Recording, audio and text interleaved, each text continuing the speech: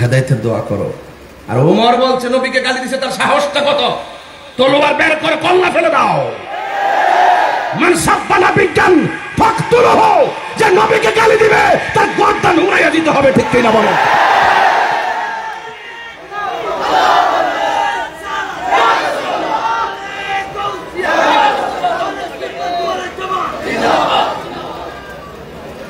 আল্লাহু আকবার বলেন। এটাও ইসলাম, ওইটাও ইসলাম। ইসলাম যেখানে যা প্রয়োজন তাই করতে হবে, কথা বলেন ঠিক না ঠিক? এই জন্য আমাদেরকে লাল চোখ দেখে কোনো লাভ নাই, বুঝতে পেরেছেন? যুব সমাজ, তোমরা যদি অ্যালার্ট থাকো, 24 ঘন্টার ভিতরে মাদক নামক থাবাকে 24 গজ মাটির নিচে ঢুকাইয়া দেওয়া সম্ভব। তোমরা যদি রাজি থাকো, তোমরা যদি মানবিক যুদ্ধ হও, এই দেশে সুষম বন্টন নীতির আলোকে যদি যাকাতের টাকাগুলো বোয়ালখালীর ঘরে ঘরে পৌঁছায় দেওয়া হয়, এই বোয়ালখালী একটা গরিবও থাকবে না, কথা বলেন ঠিক কি?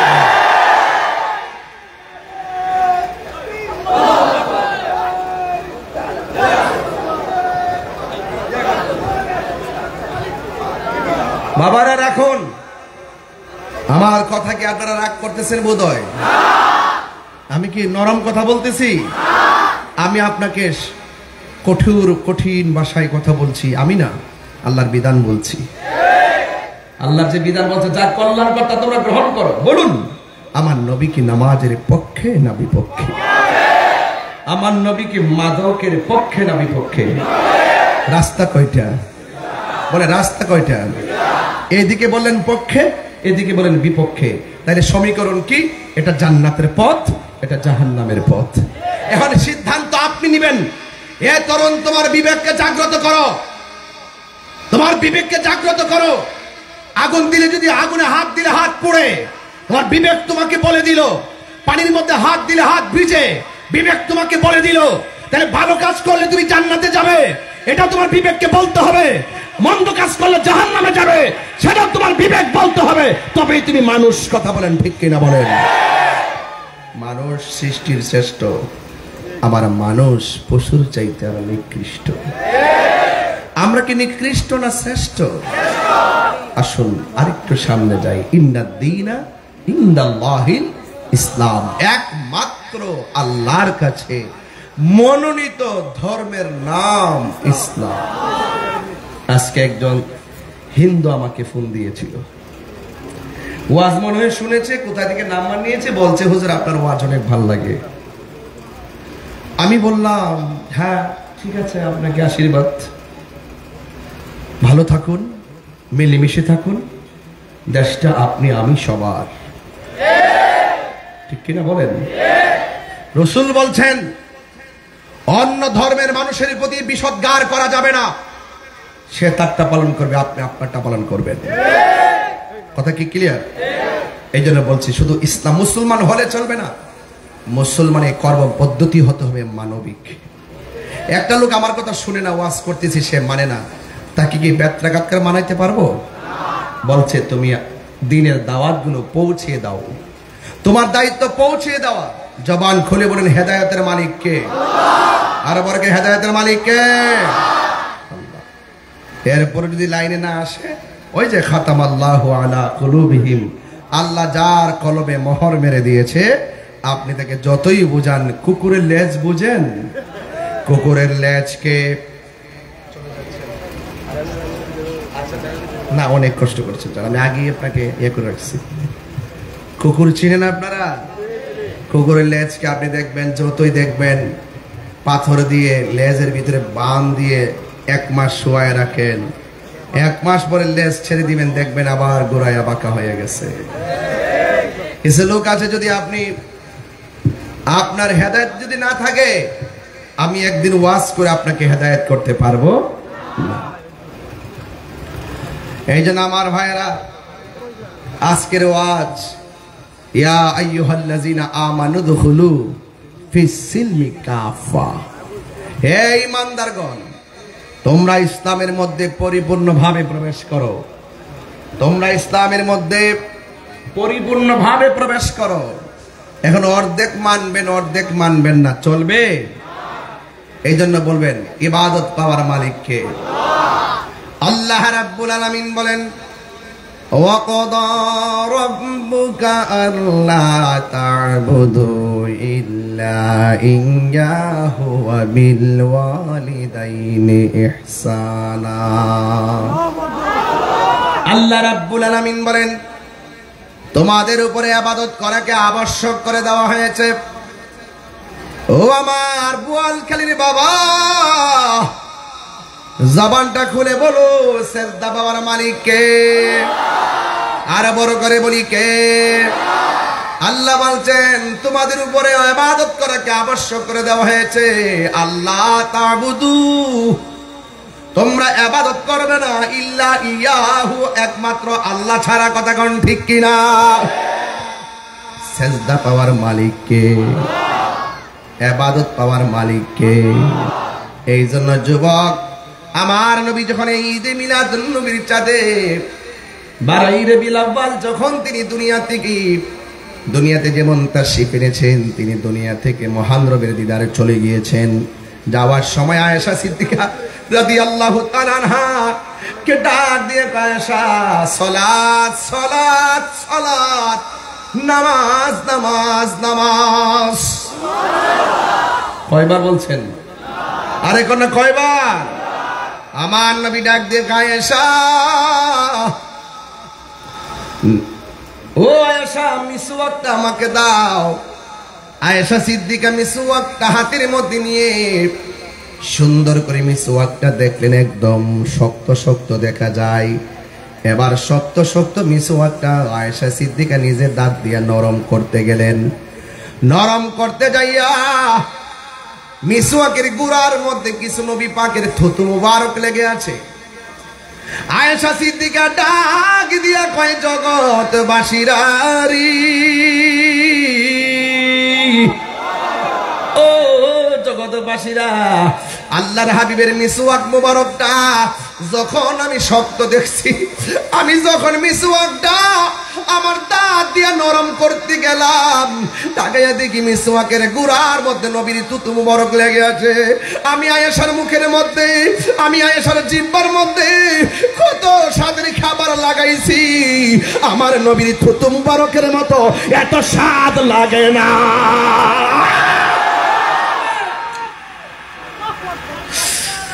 হাইরে ও বোয়ালখালীর বাবা,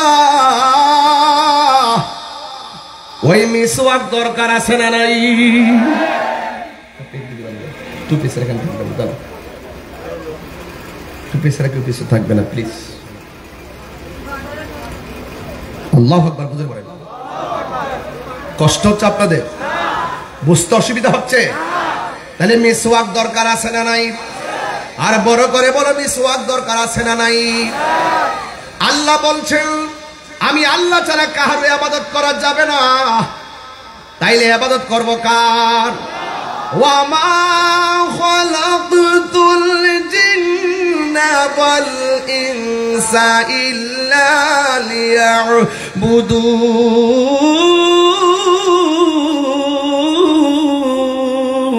লিয়াবুদুন।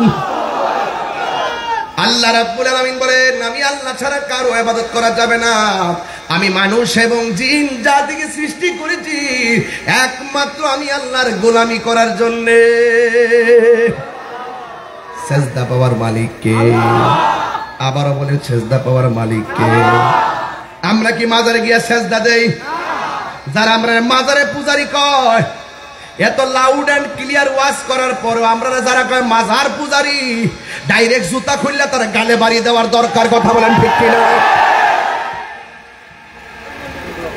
Loud and clear, loud and clear. যুবকগুলা কি এখনো সজাগ আছেন আপনারা? আপনাদের চোখে কি ঘুম আসতেছে নাকি? আবার সজাগ থাকবেন। জুতা চোর বহুত বালা, কিন্তু ইমান চোর বহুত খারাপ। কথা কি সঠিক? পাইছেন? মাশাআল্লাহ, অসুস্থ শরীর নিয়ে আইছেন, মাশাআল্লাহ, আলহামদুলিল্লাহ, আলহামদুলিল্লাহ। এই অসুস্থ শরীর নিয়ে আসছেন না? আলহামদুলিল্লাহ। না তাহির হুজুর মহব্বতের টানিয়ে চলে আসছে এখানে, তাহির হুজুর মহব্বতে টানিয়ে পড়ছে। আল্লাহ যেন পূর্ণ শেফা দান করে, আমিন কোন। বাবা একটা কথা বলি, মিলেমিশে বাংলাদেশ, কথা বলেন ঠিক কিনা? ভালোবাসলে ভালোবাসা পাওয়া যায়, কথা বলেন ঠিক কিনা বলেন? আমি বলতে চাচ্ছি এটাই যে আমি আপনি আমরাই বাংলাদেশ, ঠিক কিনা বলেন? যেখানে কোনো মারামারি, মারামারি, কাটাকাটি, ধরাধরি, হিংসা, প্রতিহিংসা, ভালোবাসা এখন নাই। শ্রীলঙ্কা শ্রীলঙ্কা শ্রীলঙ্কা শ্রীলঙ্কা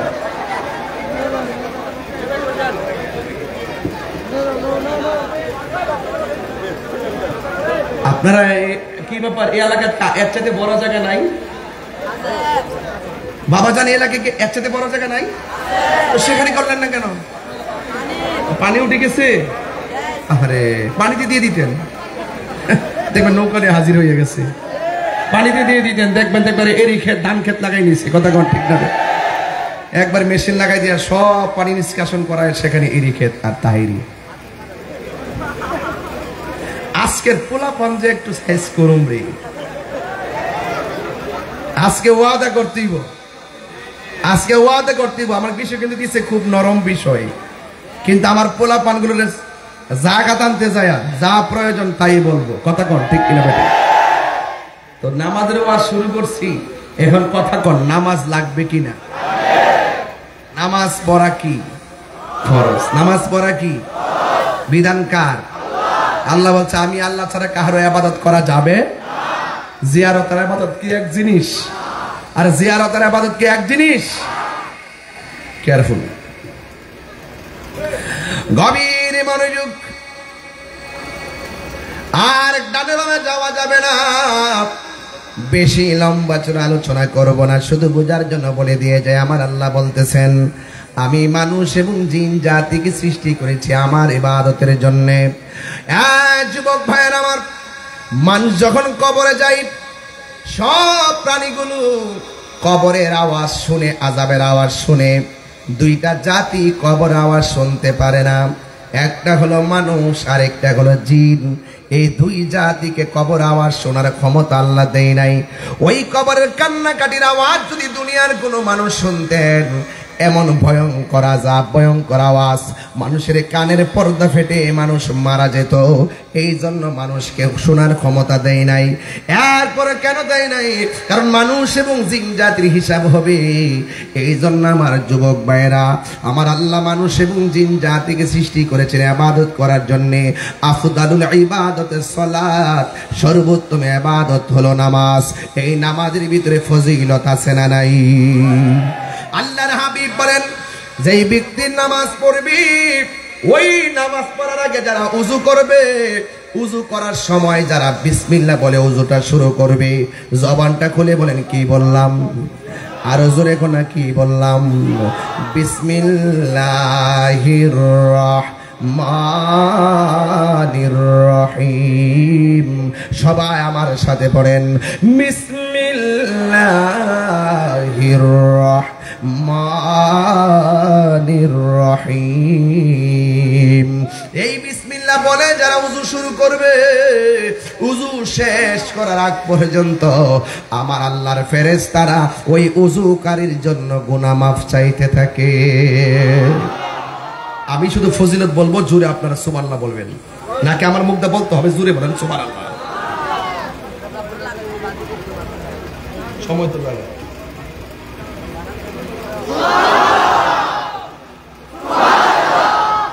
গভীর মনোযোগ। তাহির যে কি জিনিস, যারা আছে এই দেশে বুঝাইয়া দিয়া গেছি, দেশে এত বড় ক্রাইসিস মুভমেন্টে বুঝাইয়া দিয়ে গেছি, এই দেশে একমাত্র শান্তিপ্রিয় দল হলো সুন্নাত ওয়াল জামাত। এবার আমরা সুন্নিরা বুঝাইতে সক্ষম হয়েছি। এতদিন বুঝে নাই যে ইসলাম আসল কোনটা, আসল ইসলাম কোনটা। মনে করছে নামাজ পড়লে মাথা টুপি লাগাইলে ইডি বুঝি বড় হুজুর। না, ঘুমটার তলে ফুংটার বাসা। আর নাম কইস না, পেস লাগাইস না, দরবার লাগাইস না আবার বল। আপনার দিকে দেন, এদিকে দেন। আরে মার্কাটা কি? আরো জোরে বুঝলে গেছে। আরে না, মার্কাটা কি? ডাব্লিউ ডাব্লিউ ডাব্লিউ দেখে সঙ্গীত বানাবো ইনশাল্লাহ। এই আমরা আসেন কি লেগে? হাসিটা সুন্দর না? অনেক সুন্দর হাসি তো না?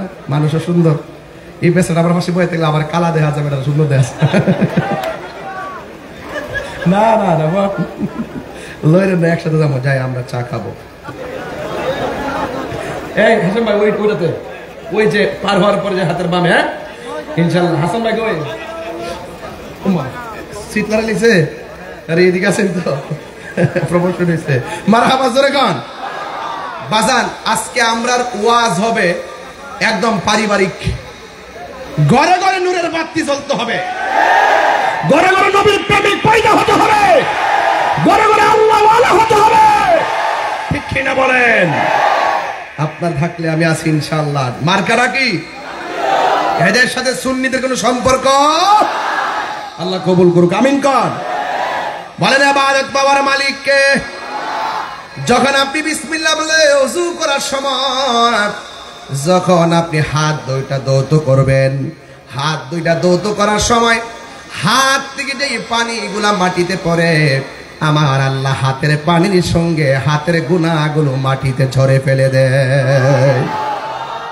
এরপরে যখন আপনি মুখের মধ্যে পানি দিবেন, ওই পানি দেওয়ার পর যখন আপনি গড়গড়া করে পানিটা ফেলে দিবেন, ওই মুখের পানির সঙ্গে আমার আল্লাহ আপনার মুখের গুনাহগুলো পানির সঙ্গে ঝরে ফেলে দেয়।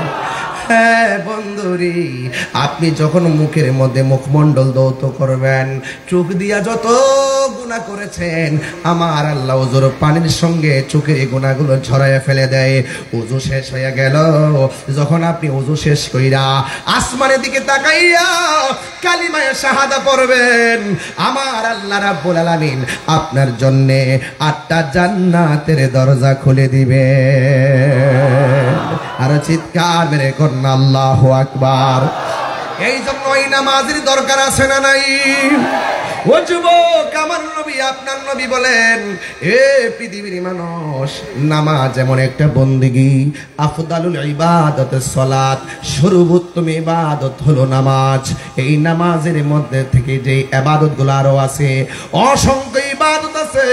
হাশরের ময়দান যেদিন কায়েম হবে, আমার আল্লাহ সর্বপ্রথম নামাজের হিসাব নিবে। বন্ধুরে বন্ধুরে, ও বোয়ালখালী রে বাবা, কি বাসায় আপনার ইবাদতকারী বানাবো? হাশরের ময়দান যেদিন কায়েম হয়ে যাবে, যেই দিন আল্লাহর ছায়া বিনে কোনো ছায়া থাকবে না, ওই কঠিন মুসিবতের সময় আমার আল্লাহ 7 প্রকারের মানুষকে আরশে আজিমের নিচে ছায়া দিবে। কেন আমি যুবকদেরকে নিয়ে প্রাউড ফিল করি? কেন যুবকদেরকে নিয়ে আমি স্বপ্ন দেখি? কেন যুবকদেরকে নিয়ে আমি সমাজ সাজাইতে চাই? কেন যুবকদেরকে বুকে আগলাইয়া ধরে রাখি? এই যুবককে কেন আমি মিশন বানাইতে চাই? এই যুবক দিয়ে মসজিদটা পরিপূর্ণ করাইতে চাই। কারণ আমার নবী আপনার নবী বলেন, হাশরের ময়দান যেদিন কায়েম হবে গো, 7 প্রকারের মানুষকে আমার আল্লাহ আরশে আজিমের নিচে ছায়া দিয়ে দিবেন। এর মধ্যে 1 নম্বর হলো যারা ন্যায় বিচারক, 2 নম্বর হলো যারা দানশীল, 3 নম্বর হলো যৌবনকালে যারা ইবাদত বেশি। জোরে জোরে কি আল্লাহু আকবার বলা যাবে না? কে যৌবনকালে যার ইবাদত বেশি, আমার নবী আপনার নবী বলেন, এদেরকে টেনে টেনে আমার আল্লাহ ওই মুহূর্তে আরশের ছায়া দিবেন। যেই মুহূর্তে মা বলবে নাফসি নাফসি, দাদা বলবে নাফসি নাফসি, নানা বলবে নাফসি নাফসি, মা বাবার সামনে দিয়ে সন্তান যাবে, এরপর মা পরিচয় দিবে না। যার জন্য নাফসি নাফসি বলে তারা কাঁদবে, নাফসি নাফসি বলে কাঁদবে, হাঁটু পানিতে সাঁতার কাটবে, গিরা পানিতে পানিতে সাঁতার কাটবে। নাই নাই, এদেরকে আপনজন হিসাবে কেউ নাই। আমার নবী আপনার নবী বলেন, যার যার যৌবনকালে বেশি ইবাদত থাকবে, আমার আল্লাহ এদেরকে ওই টেনে নিয়ে আরশে আজিমের নিচে ছায়া দিয়ে দিবেন। জোরে জোরে কি আল্লাহু আকবার বলা যাবে না? আমার নবী বলে, উম্মত ও উম্মতেরে, আমি যখন মেরাজ গিয়েছি, আমার আল্লাহ এতগুলো আযাব দেখাইছে, সবচাইতে বেশি আযাব দেখলাম কবরের আযাব। জোরে কোন কিসের আযাব? কবর বড় সাংঘাতিক জায়গা রে। আমার মতো কত যুবক অকালে মৃত্যুবরণ করে কবরে চলে গেছে, বছরের পর বছর চলে গেছে, এখন তার চেহারাটা আমরা ভুলে গেছি। মানুষ ভুলে যায়, মানুষ মনে রাখে না। দুনিয়ার মানুষ বড় স্বার্থপর, কথা কোন ঠিক কিনা? এই দুনিয়ার মানুষ টাকার ভাগ নেওয়ার জন্য কামড়া কামড়ি করে, কিন্তু কবরের আযাবের ভাগ কেউ নেই না রে বাবা। এই জন্য আমার নবী আপনার নবী বলেন, আমি যখন মেরাজে গিয়েছি, আমি দেখলাম সবচাইতে কঠিন হলো কবরের আযাব। এই কবর আযাবের ভিতরে বেনামাজির আযাবটা বড় ভয়ঙ্কর। ও যুবকের দল, আপনারা জবান খুলে বলেন, নামাজের দরকার আছে না নাই? এবার নবীরে প্রশ্ন করা হয়, নবী গো, ও বোয়ালকালীর মা, ও বোয়ালকালীর বোন, তোমরা কিন্তু জান্নাতে যাওয়া অনেক সহজ সহজ। এই জন্য নামাজে দাঁড়ায়া যান। স্ত্রী যদি নামাজ পড়া স্বামীর জন্য দোয়া করে, ওই স্বামীর ব্যবসার মধ্যে বরকত নাজিল হয়ে যায়। স্ত্রী যদি স্বামীর জন্য দোয়া করে, আল্লাহ পাক তার বালা মুসিবত থেকে হেফাজত করে। এই জন্য মা ওয়াশটার আজকে ঘরে নিয়ে যাবেন। আজকে আমার নরম বিষয় দিচ্ছেন, নরম বিষয়। যদি পারেন শেষ বেলায় চোখের পানি ফালাইয়া ফালাইয়া বাড়িতে যাইবেন, দেখবেন দোয়া করার সময় আমার আল্লাহ আপনার আপনজনদের কবরে নূরের বাতি জ্বালাইতে পারে কি পারে না? এই জন্য আমার নবী বলেন, আমি মেরাজে গিয়েছি, আমি দেখলাম সবচাইতে কঠিন হলো কবরের আযাব। আর কবরের মধ্যে সবচাইতে বেশি আযাব হয় একমাত্র বেনামাজির জন্য। তিনটা শাস্তি আল্লাহ অবধারিত করে রাখছে। এখন বোয়ালখালীর মানুষ প্রশ্ন করবেন, তাহলে তিনটা আযাব কি কি? এক নম্বর আযাবটা নোট করেন। কবরে যখন আপনাকে নামাইয়া দেওয়া হবে, ডান পাশের মাটি এক প্রান্তে চলে যাবে, বাম পাশের মাটি আরেক প্রান্তে চলে যাবে, মাঝখানে আপনি কবরে শুয়ে থাকবেন। ওই কবরের ভিতরে যখন শুয়ে থাকবেন, ডান পাশের মাটিগুলি এমন জোরে একটা চাপা মারবো, বাম পাশের মাটিগুলো এমন জোরে একটা চাপা মারবে, ডান পাশের হাড্ডিগুলো বাম পাশের হাড্ডির ভিতরে ঢুকে যাবে, বাম পাশের হাড্ডিগুলো ডান পাশের হাড্ডির ভিতরে ঢুকে যাবে। একেবারে আমি যেমন এই টিস্যুটাকে, একদম বড় টিস্যুটাকে এমন ছোট বানায় ফেললাম, কবরে দুই পাশের মাটি এসে আপনারে এমন জোরে একটা চাপা মারবে, মাটির সঙ্গে মিশাইয়া ফালাইব। এরপরে বেনামাজি বলবে, ও আল্লাহ,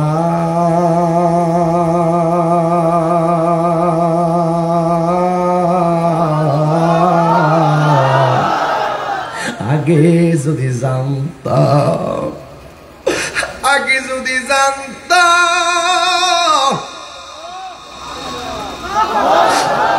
বেনামাজি হইয়া কবরে আসলে তুমি এমন করে মারবা।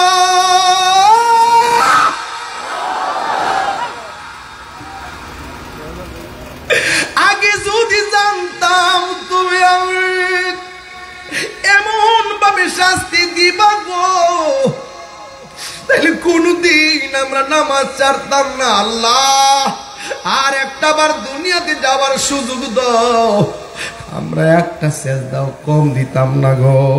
আল্লাহ বলবে না না, সুম্মা ইলাইহি তুরজাউন, তোমরা যারা মৃত্যু গ্রহণ করার পরে আমার দিকে ফিরে আসবে আর ফিরে যাওয়া যাবে না গো। এমন ভাবে কবরে কান্না করবে। আরে আপনার যদি বেলায়েতের চোখ থাকে, আপনার যদি বেলায়েতের কান থাকে গো, আপনি কিন্তু বাজান বুঝবেন। কারণ এই কবরের ভিতরে মানুষ কেমনে চিল্লাইতেছে। একটা বার কর না আল্লাহ, দুইবার কর আল্লাহ, তিনবার কর আল্লাহ। যেইভাবে আল্লাহ আল্লাহ ডাক দিয়েছেন বিকট আওয়াজ হয়েছে, এর চাইতে কঠিন আওয়াজ হইতেছে বোয়ালকালীর গোরস্থানে। তারা বলতেছে বাঁচাও বাঁচাও বাঁচাও বাঁচাও।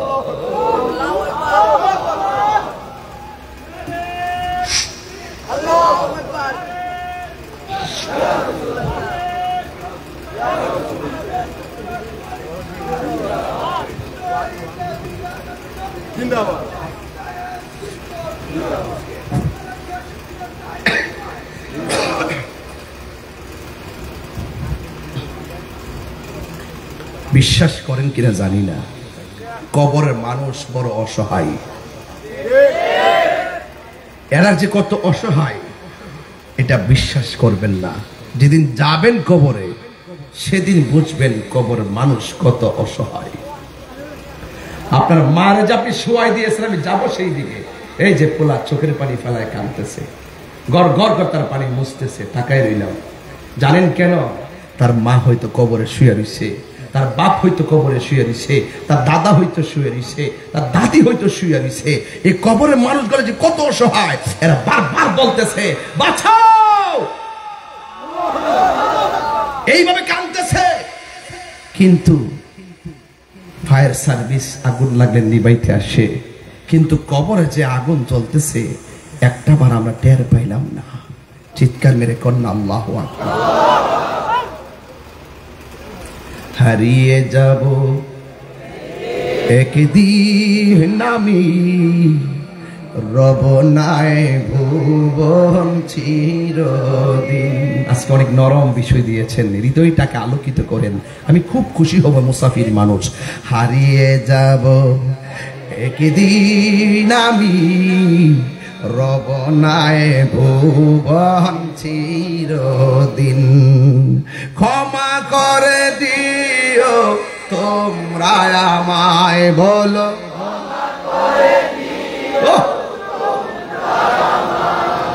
ভুল করে থাকি যদি কোনো দিন, হারিয়ে যাব রাখি আল্লাহ, রব নাই ভুবন চিরদিন।